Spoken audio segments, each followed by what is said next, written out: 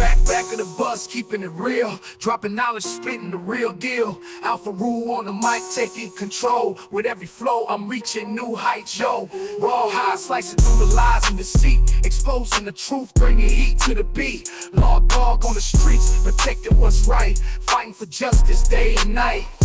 Yeah, knowledge and bodies takes. Like, comment, subscribe, and share. Cyberspace Chronicles, taking you there. Together we ride, leaving no stone unturned. Spreading the truth, it's time to learn.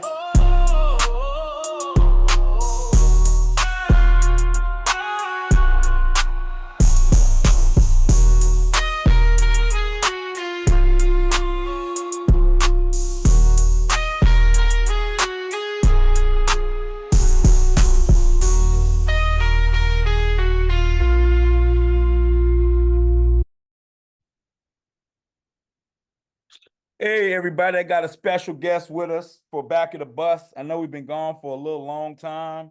I got my boy Bishop on this thing. You guys know Bishop. He's been in the Discord, played at the Oklahoma, big-time Oklahoma fan, big-time Oklahoma alumni football player. Today, what I kind of wanted to do was kind of break down simply what should we expect from the Big 12 offensively and defensively, and just kind of introduce you to some stuff. So I brought Bishop on here.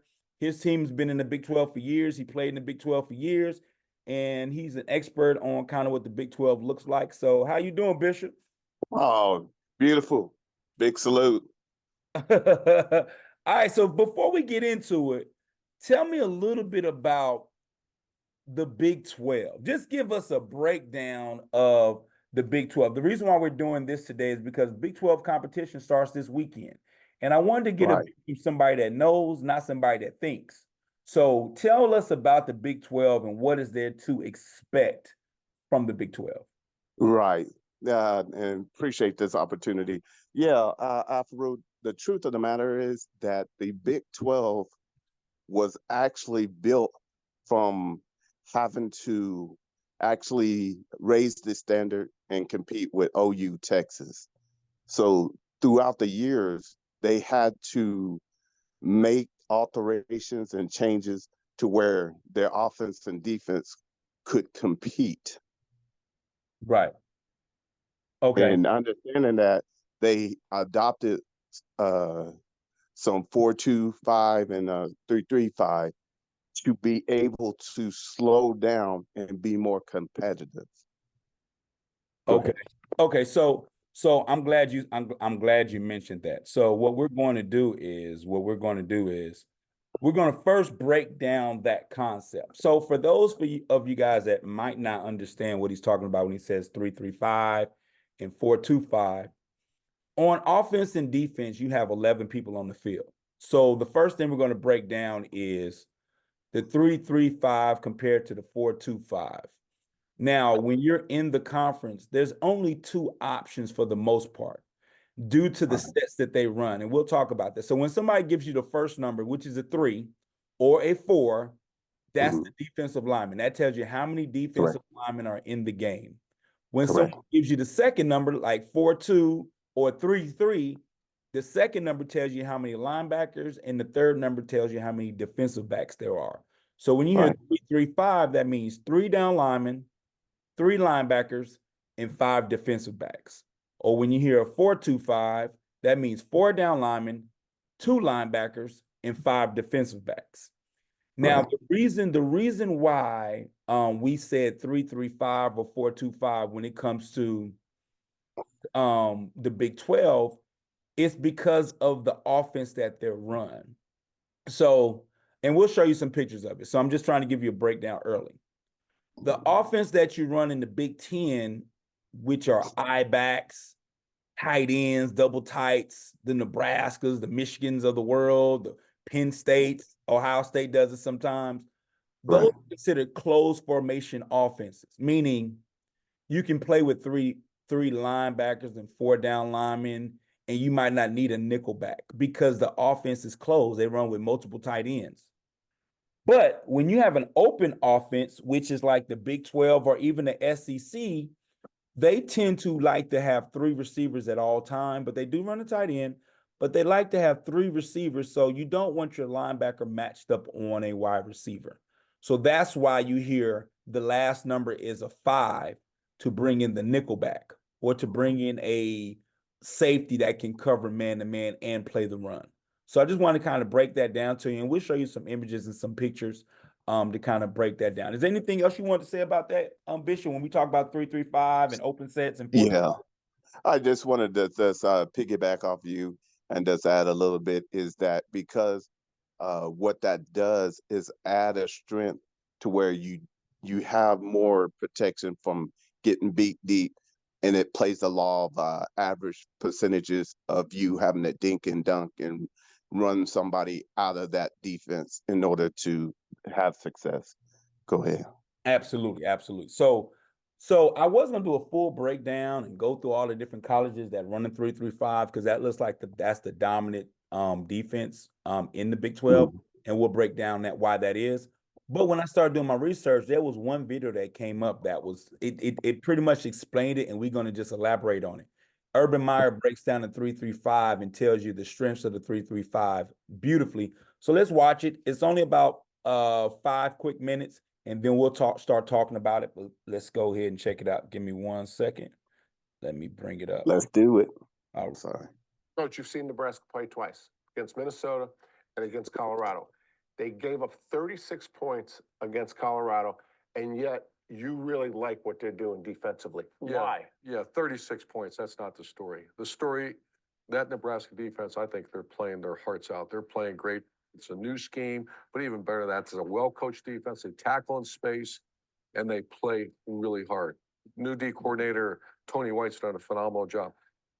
Shedeur Sanders threw the ball for 500 yards the week before. The hottest team in the country, you know what they do? They shut him down in the first half. You know what the score should have been at half? Should have been 0-0. Matter of fact, it should have been 3-0 Nebraska. But, you know, they're turning the ball over on offense. But the defense is playing their hearts out. I can tell you this. I know one person that agrees with everything you just said, and that's head coach Matt Rule in Nebraska. Here's what he had to say. I thought the defense played really hard and well for long stretches, and then eventually just kind of wore out. Really the same tale as last week, just versus probably a little bit more explosive offense that, you know, the game got away from us. Coach, you've talked about the effort, but this is an unusual scheme. Take us through the scheme. I actually cringe when I see it. I hated seeing this defense.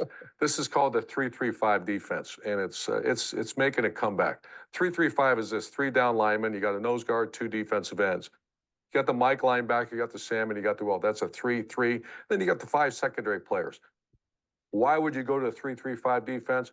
Number one, the multiplicity of blitzes you can come up with. You've taken a down lineman, you moved them back. Now you got these 3, add these 2 safeties involved. That's endless as far as the blitz combinations. The second one, take a close look. Former offensive lineman. Offensive linemen want double teams. They don't want single blocks. Right. This forces you, when you play a 0 nose and 2-5 techniques, it forces you into what? Single blocks. So there's no double teams and multiple pressure looks. Coach, we're going to talk about the pressures, but before we do that, one of the advantages of this defense, you say, is opportunity to drop 8. Go through that for us. Yeah, normal defenses drop 7 people. 4-man rush, Right. they drop 7. The quarterback's used to that. There's usually 3 deep, 4 underneath. And what happens when you have a 3-3-5 defense, it's very easy, you can see, to get 8 people into coverage. 1, 2, 3 people rush the quarterback. 1, 2, 3, 4, 5, 6, 7, 8 people in coverage. The quarterback, Shedeur Sanders here, he's been programmed for the last 15 years being a quarterback of 4-man rush and 7 droppers underneath. You can see right here, his brain, he's locked up here because there's an extra dropper underneath. And what I mean by that is, watch. Usually there's 4 droppers underneath. Right. What do you see here? There are 1, 2, 3, 4, 5. Right. He panics and he throws the ball and puts his guy in harm's way here. So it's a combination of pressure when you want and the exact opposite when you want, dropping 8. If you want to drop 8 with 4 down, you have to drop a defensive lineman. You don't want to drop defensive linemen. You want to drop linebackers. Coach, we've seen the base, 3 rush, 8 drop. Now let's look at a pressure. All right, here we go, 3-3-5. The 3-3-5 is still same personnel. You got the 3 downmen, the 2 down linemen, 2 defensive ends, nose guard. That's the Will linebacker, that's the Mike, and that's the Sam. Once again, the multiplicity of blitzes that you have. And they've been showing this off and on. I was at the game watching this. looks like a zero coverage blitz. Zero coverage means man coverage, man coverage, man coverage, straight across the board, no safety help. So the quarterback knows that you got to get this ball out of here fast. And what happens is, as they pressure, they bring all six. At least it looks like all six. But what happens? They're dropping a guy out. So it's actually five-man pressure. The offensive line picks the wrong guy to slide to, and the guy comes free and gets a free hit on the quarterback. There's a risk here. It's zero coverage. You better get to the quarterback fast, and they do. That's impressive. Coach, we've looked at the 3-3-5 on tape. We've looked at the base. We've looked at a pressure. Let's review the base and get into the pressure. And I'm really proud of you the way you drew this like a defensive coach. I didn't know you could do that. First, again, when I see the 3-3-5, I start shaking it. I can't stand this defense. I can't stand playing against it. But a quick review here. The number one reason why people love it, blitz combinations. Number two, no double teams. As you can see, they're all individual blocks. Right. And number three, drop eight. You saw the video earlier. Look how easy it is to drop eight. You got three rushers. Normally speaking, you have four. And what happens is when you drop eight people, there's an extra drop underneath. Shorter Sanders for Colorado, great quarterback, had 500 plus yards the first game, was confused, at least in the first half, against Nebraska.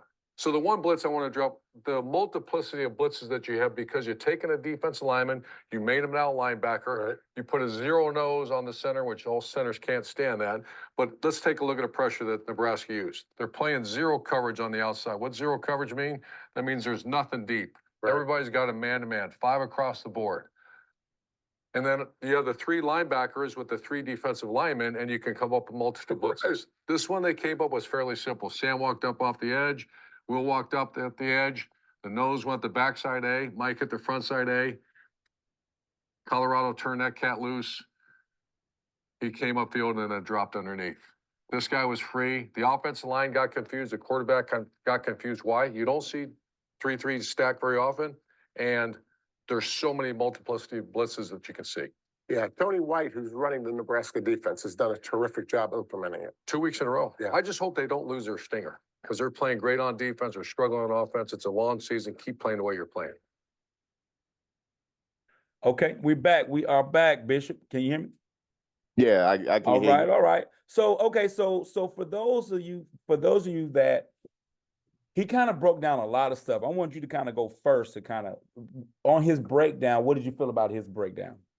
His breakdown is exactly what we've been speaking on and trying to share with the barbershop, is letting you know that what the 3-3-5 allows is a lot of different looks. And also, like he was saying, it allows to have the zero coverage. But understand, zero coverage can be multiple things. It could be zero coverage press, a zero coverage zone. Zone alert, meaning that nothing beats you deep. And so with that, that means you have to run the ball to pull them out, or your passing game has to short passing game has to be elite. Right. And it also allows you to spy the quarterback. It allows for a lot of different things. So let me a lot of different. Put it like this. One of the key opponents or X factor that I found out, if you have a running quarterback, that changes the whole dynamic. Otherwise, you got 10 versus 11. Absolutely. We're gonna definitely break that. We're gonna break that down in part 2 of the video. But right now, we're gonna just focus on the defenses that you see in the Big 12, so people can kind of understand what to be looking out for and why you can have, especially if you have good talent. This defense is a great defense if you got linebackers that are kind of big and fast that can do a little bit of both. But also if you got some DBs that can kind of drop down in the box, play the run and play the pass. So let's look at this real quick. So I'm about to share this screen. Go ahead. And we're going to look at the 3-3-5 from just a schematic standpoint. So let's break this down. So enlarge a little bit. It'd be hard for them to see. Okay, can you see that right now? Can you see this? Yeah, I can see. Okay. So the 3-3-5, what Bishop is talking about is, and what Coach Urban Meyer is talking about is, it allows you to give multiple fronts where it's an odd front, but if I walk a linebacker up, it's actually a 4-down lineman front. or we can stay in pass coverage. You can do a lot of different things with this particular defense. Now, Mhm. the weakness of this defense is if you start to run with double tight ends or tight ends and fullbacks, because you obviously have more blockers in the backfield than you have in the front seven. But when you play teams in the Big 12, the Big 12 tends to run a lot of one back sets with 3 receivers, a tight end, but they use the quarterback as a running back as well. You got UCF, heck, you got Utah, you got Kansas State. You know Kansas runs with the quarterback. Baylor has a running quarterback. Arizona quarterback can kind of run. I don't think they've transitioned yet. They're still kind of like a Pac-12 team. Iowa State. Yeah, Iowa State. There's a lot of. I think even West Virginia got a little bit of Correct. run. Green is a runner as well. Yeah. Yeah. So the reason why you want to run a 3-3-5 in that type of situation is since they're going to spread you out, you're going to need 5 DBs because you do not want to run a 4-3 with 4 down linemen and a linebacker on each slot receiver. That's unless you have athletes like that. At that level, you don't want to do that. You want to match speed with speed, size with size. So that's why the 3-3-5 is something that a lot of teams are going to, because 2 things. If you pass the ball, you might get pressure with 3 or you might bring 4, but even in the coverage, let's say it's 3rd and 7, 3rd and 8, you can still drop your normal 7 and you can have one person spying, which will be a linebacker instead of a defensive lineman. That's what the 3-3-5 allows you to do. It makes you guys more athletic on the edges, but still allows you to put pressure on the quarterback from any type of blitzes, because it's easier for a linebacker to spy the quarterback than it is for a defensive lineman to spy the quarterback. Now the other option is the 4-2-5. So okay, let's talk about the 4-2-5. So tell me a little bit about the 4-2-5, Bishop. What do you feel about the 4-2-5? The 4-2-5 is what the Pac-12 runs. A lot of 4-2-5. Right. What are your thoughts about the 4-2-5 compared to the 3-3-5?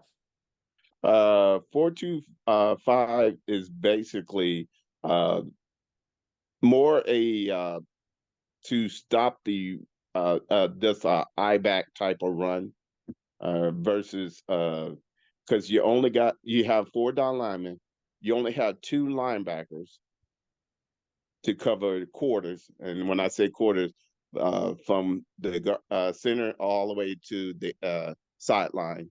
Okay. And then you have your secondary. Right.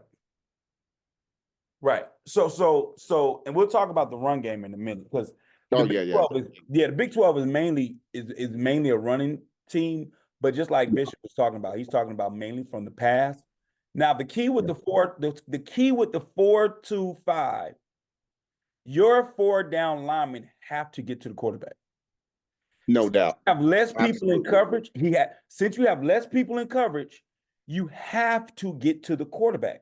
So if we decide to play man-to-man, corner on him, linebacker on him, middle linebacker on the running back, the nickel backers on the other slot in the corner. If we're man-to-man and you can't contain this quarterback, when he breaks this line of scrimmage, he can go for 20 yards because you don't have a spy on him. So you have to be able to get to the quarterback if you're going to run a 4-2-5. If you can't get to the quarterback, don't run it. If you can't get to the quarterback, then you might as well run 3 down linemen and drop 8. Because if the same pressure you put with 4 down linemen as you put with 3 down linemen, go with 3 down linemen. If I can get to you with 3, I'm coming at you with 3. Right. You know what I'm saying? Because if I can get to you with 3, I don't have to do nothing. You can't pass the ball on us because there's nothing open. I got 8 people in coverage. There's nothing open if I can get to you with 3. And also bring it to attention, you only got one high safety, because see that nickelback is already accounted for. Correct. If you want to go man-to-man and maybe leave somebody in as a spy, if you have 4 people coming, that means the strong safety has to drop down one of the inside linebackers takes the running back, and then you use this linebacker as a spy with 4 down linemen coming. So what that means is now this safety moves to the middle. Now you're isolated one-on-one on the outside, which, I mean, it's cool. Some teams can do that, but Yeah, you don't want to live absolutely. off of that. But we're just trying to show the importance of why understanding the defense can help your team be that much more on point, and understanding how you critique something and see the game. Correct, correct. So let's talk about what did he mean when he said no double team? So when you're an option team, you typically option off of a double team. So let me give an example, guys. When you run the veer option, this is the quarterback. Normally the running back will be on this side. This would be the one technique. This would be the defensive end. They would double team him, climb up on the middle linebacker, and option off of this defensive end because they've already identified where they're going to double at. Because the way you're aligned, the fact that the D linemen are shaded, that tells the O lineman where they want to run their particular option. So those options come off of some form of double team, and they're attacking the edge. Okay. Now we're not going to talk about the triple option, the Air Force option where you got to dive and a pitch. We're just talking about the new age veer option where you got the quarterback and you have the running back, and they're kind of optioning off the quarterback. So what happens is double team down, climb up on this linebacker. This quarterback fakes the handoff. If the defensive end shoulders a square, give the ball to the running back. If his shoulders are turned like he's about to take on the running back, keep it and keep running. That's pretty much all the read that they're looking at. They're reading off of this defensive end because this is where they're doubling. Now let's go to the 3-3-5. In the 3-3-5, they can't pick up everybody because there's no place to have a natural double because you don't know who's the over D tackle or the under D tackle. Let me break this down. This is the over D tackle and this is the under D tackle. The over means he's in a 3, the under means he's in a 1. When you're here, you don't know what this nose guard is doing because if he goes to this gap, then technically this is the over D tackle, and now you should be optioning this way.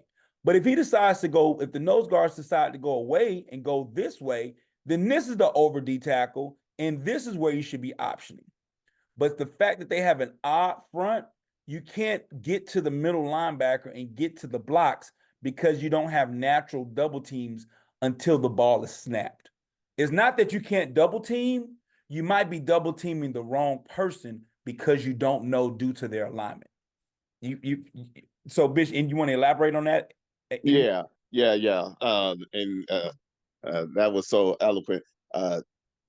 Afro, what we're basically saying, 3-3-5 gives you so many options that in an offensive mindset, they have to, instead of knowing what's coming, they have to guess right, or they have to have the perfect play to be able to win that specific play. Because what it does is that, let's say, for instance, if you're trying to 32 ISO flip flop, meaning that they're trying to ISO the end, and if the end shows, then pitch the ball. If he goes with the running back, you keep it and keep running. Well, understand, in this defense, it counts. You can account for the quarterback better than you could in any other type of defense. Absolutely. So I'm glad you said that. So what Bishop was talking about is if you wanted to run an option off of any particular location, you as an offense, you've taken an offense to execution and you transition them for them to reaction.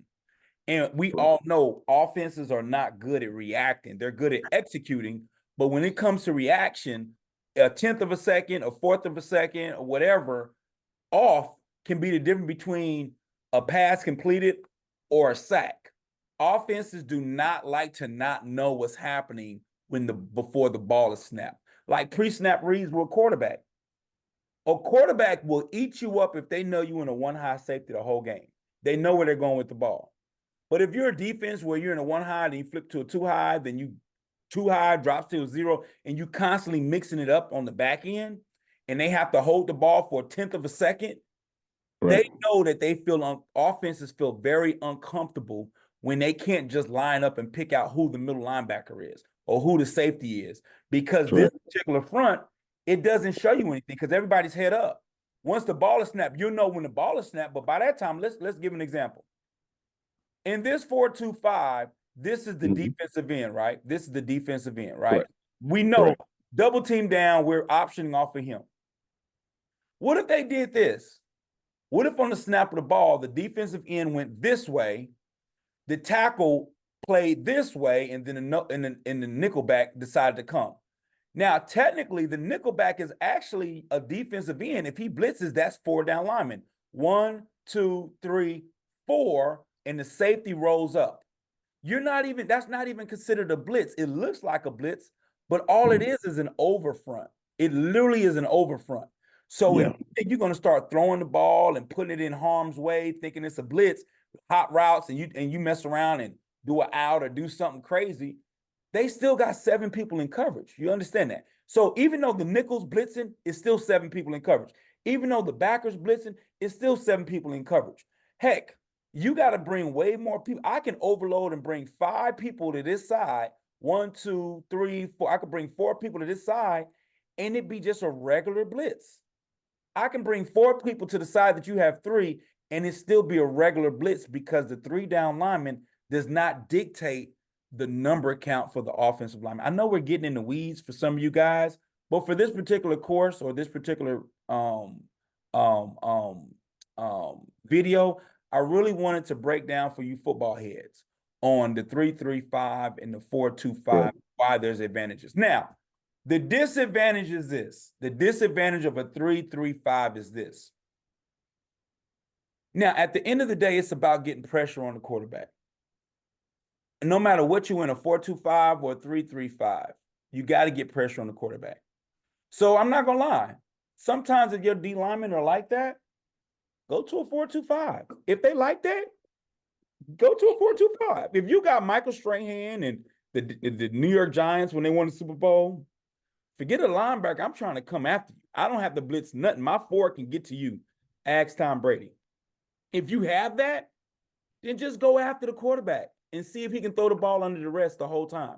And especially if you have a quarterback that's not a scrambling quarterback where you really don't have to worry about him coming out of the pocket and doing anything. So if you're playing a team and your D linemen are special and they don't have a running quarterback, go 4-2-5 because I'm going to come after you and you're not going to hurt me with your legs. But if you're playing a team where your defensive line is okay and you need exotic pressures to get to the quarterback, I advise you to go 3-3-5. And especially if the quarterback that runs can hurt you, it helps you with a 3-3-5 because you can do way more and you can account for the quarterback. So Bishop, go ahead and break down accounting for the quarterback. We'll do this in part 2, but tell them about accounting for the quarterback when it comes to the Big 12. Yeah, accounting for the quarterback in the Big 12 is huge because what it does is meaning that nobody can help on the defense. You have an assignment. If that quarterback off of your key list when we do get our deal at the Monday, is they are running quarterback, so everybody has an assignment. So now nobody can get help. So basically, you're man on man when that quarterback's in play. Right. And so what it does is cause you to become reactionary because you know you got your technique has to be flawless in order to make sure that you keep it to a minimal game or have them at a loss. Correct. So what Bishop is, I'm just elaborating on what he's talking about. Let's say you go 4-2-5, and let's say you have a running quarterback. So what Bishop is talking about is called the free hitter.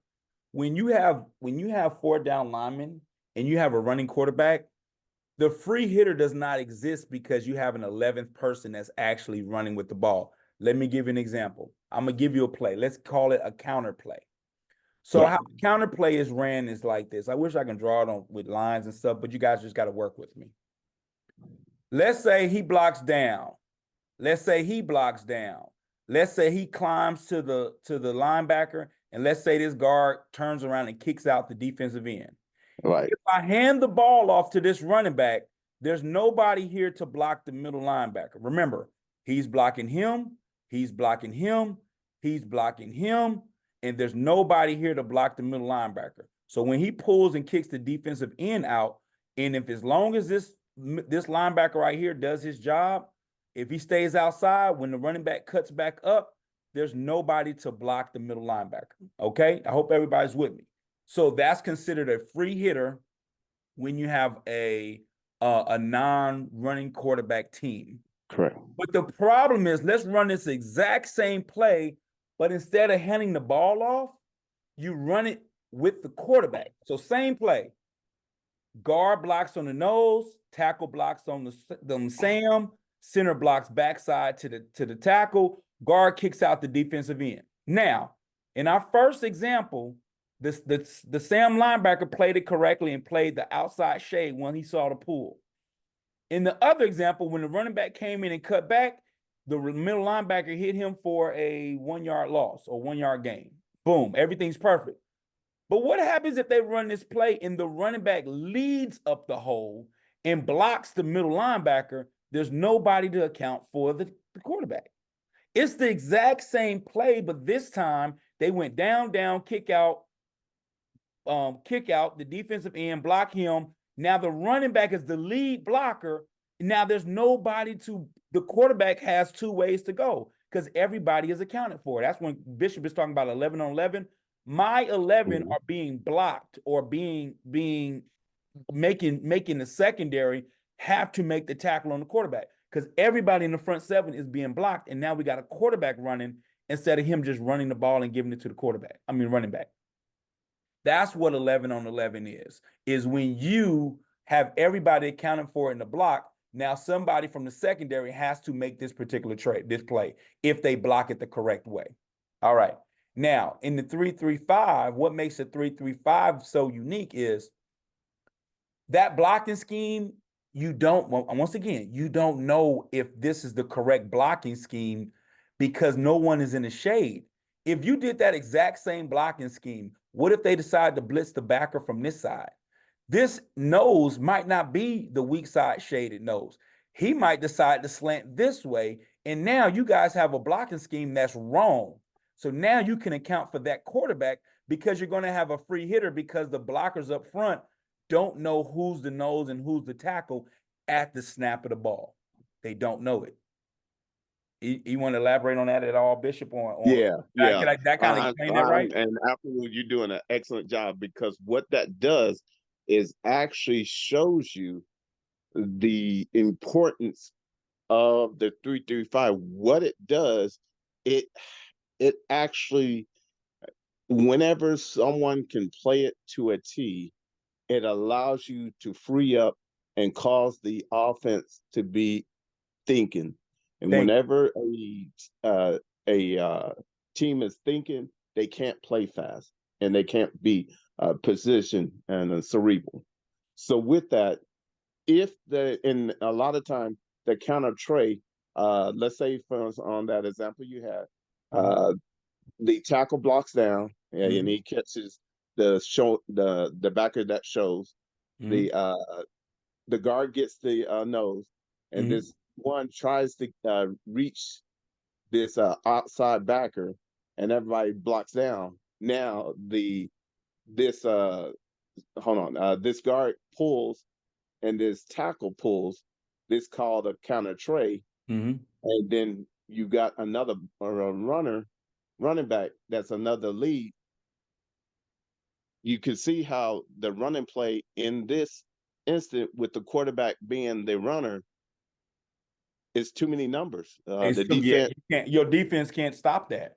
Defense can't stop it. If they're able to get 2 or 3 people on people and he's running with the ball, the running back is the extra blocker. There's an extra blocker there. Correct. When he would have been the person with the ball, but now he's the person blocking it, and now the person with the ball, he got a lead block behind 2 O linemen, and you don't have enough people to that side of the formation. And so what we're starting to see is that with the 3-3-5 though, it can still account for the running back and not be out of position for the quarterback to run the ball. Absolutely. And so what it does is, and also what it does is cause the blocking assignment to have to be absolutely the right play. Correct. Because if they have a play on, and let's say for instance they're running to the play side or the strong side, which the tight end, and we slant away, our defense slant away, and at 3-3-5, that means our linebackers are told to shift to this opposite side that you're slanting to. So what that causes is that now you have to be able to be stout and have someone that's just on point being able to run the ball. Correct. So I personally believe you have Utah, Arizona State, you have Right. Arizona, and you have Colorado. They just came from the Pac-12.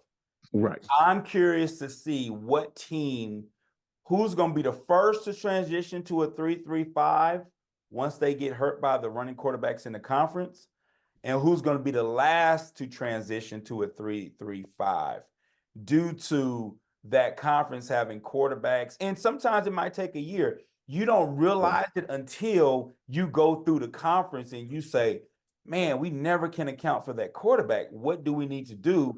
Then you start seeing the film of everybody else. You say, I see what they're running. I see what they're trying to do.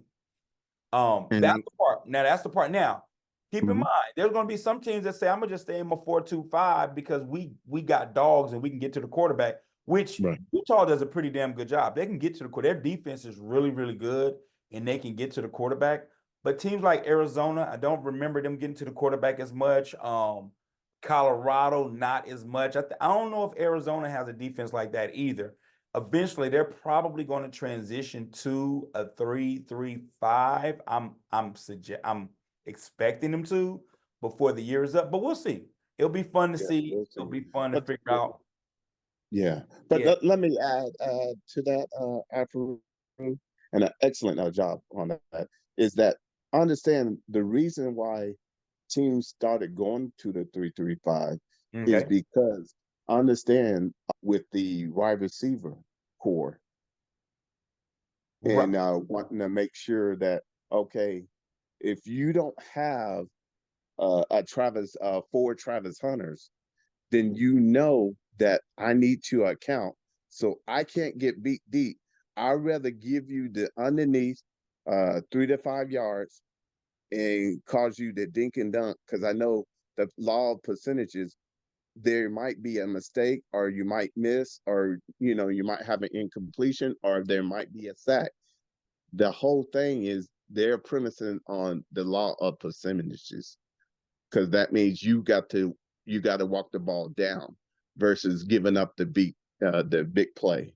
Absolutely. You have to be patient. And when you go up against a 3-3-5, you have to be patient enough to run it when you run it and dink and dunk and be patient enough to do that.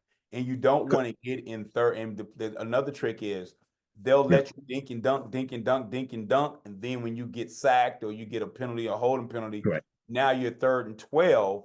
And that's a very difficult defense to get a first down on when you're 3rd and 12. Right. So And it's easy. It's easy if you manage the downs at 3rd and 2, 3rd and 3, you can get those first downs. But 3rd and 12s are very, very difficult due to the number of people that are in coverage. Yeah. All right. Well, Bishop, so we're gonna also do another one regarding the offenses and why the 3-3-5s use this. But on this one, I appreciate everything and your breakdown and us telling us exactly what's going on. I appreciate even Urban Meyer's video talking about no doubt. Yeah, he broke it. He did enough for us to understand.